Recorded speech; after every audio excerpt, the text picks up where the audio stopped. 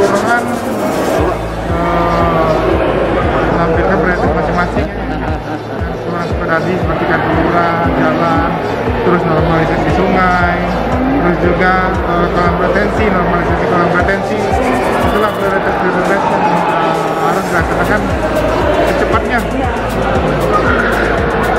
2021 itu pengerjaannya pada saat nanti 2022 ya Pak, sebenarnya. Ya. Nah, jadi rentannya mungkin 1 tahun ini kita usulkan dulu, baru nanti terrealisasi mungkin di